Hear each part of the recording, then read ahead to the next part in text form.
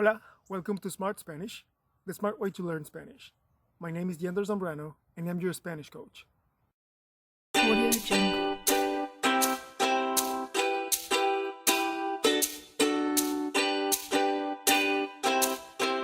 Audio Jungle. One of the best ways to improve your Spanish is by reading books in Spanish. In today's video, I'll show you 4 simple hacks that you can use to improve your learning while enjoying Spanish literature. Are you ready?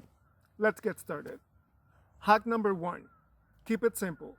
Don't go for 100 years of solitude if you're a beginner or an intermediate student. Pick a book that suits your current level of Spanish.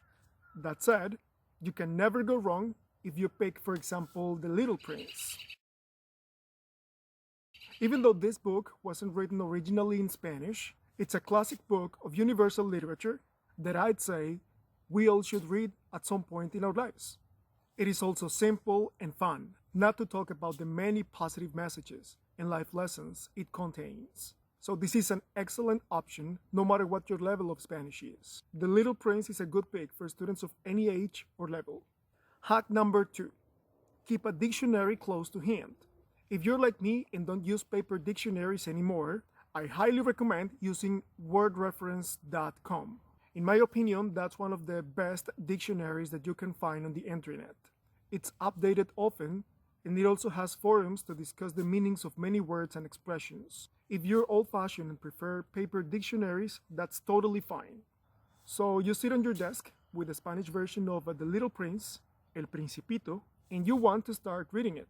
If you run into a new word, you can just find it in the dictionary. This way, as you progress in reading the book, you'll be incorporating lots of new words to your vocabulary.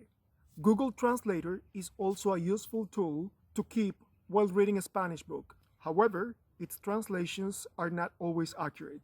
Just keep that in mind. Hack number 3. Keep a journal. Papel y lápiz, guys. Papel y lápiz. Yes, paper and pencil. Have a notebook next to you where you can write down all the new words and expressions that you learn. You can also write comments, draw outlines, write questions that you'd like to ask your teacher or coach.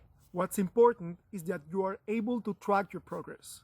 Don't be that person who doesn't keep a record of their new vocabulary, so they never remember anything. Also, don't be that other person who writes notes on any piece of paper they find or any notebook around and then forget where they left their notes and never check them again. It doesn't matter if you have different subjects in the same notebook. As long as you know where you wrote your notes and you can easily find them and check them out whenever you want. Ideally, your notebook should be small, so it fits in your pocket, and you can bring it with you all the time. If you prefer to have an electronic notebook, or using one of those many apps on your phone or tablet for taking notes, you can also do this. Hack number 4. Keep the English edition of the book close to hand.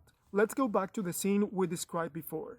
You're sitting on your desk with the Spanish edition of The Little Prince open in front of you. Every time you find a new word, you look it up in the dictionary and write it down in your notebook. However, it can happen that you run into a combination of words that doesn't make any sense to you.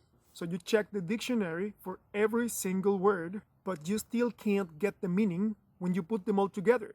This is when you go to the English edition of the book. Same page, same paragraph, same phrase. And you see what it means in English. Voila, you got it. Now all you have to do is write down the phrase in your journal. You just learned a new phrase thanks to having both the English and the Spanish translation of the same book. This technique is called comparative reading and is excellent to improve your vocabulary. Hack number 5. Listen to the audiobook. This is an excellent strategy to improve your listening and even your pronunciation. When you listen to the audiobook and read the printed book at the same time, your brain associates words with sounds. As you do this often, it will be gradually easier for you to understand native speakers. If audiobooks are expensive, you can check online resources like LibriVox. They have many audiobooks that you can access for free. And if you like Netflix, this is also a very good strategy that you can apply while you're watching your favorite Spanish shows. So let's imagine you're watching La Casa de Papel. You play it in Spanish with the Spanish subtitles. Little by little, you will learn the sounds of the written words as pronounced by native speakers. This is how I myself have improved my English and my Portuguese. Okay guys, this is it for today. If you want to book a free Spanish lesson with me, send me an email to info@smartspanishdc.com. And if you like this video, don't forget to subscribe to my channel. I will be posting many more videos like this. See you next time. Hasta la próxima.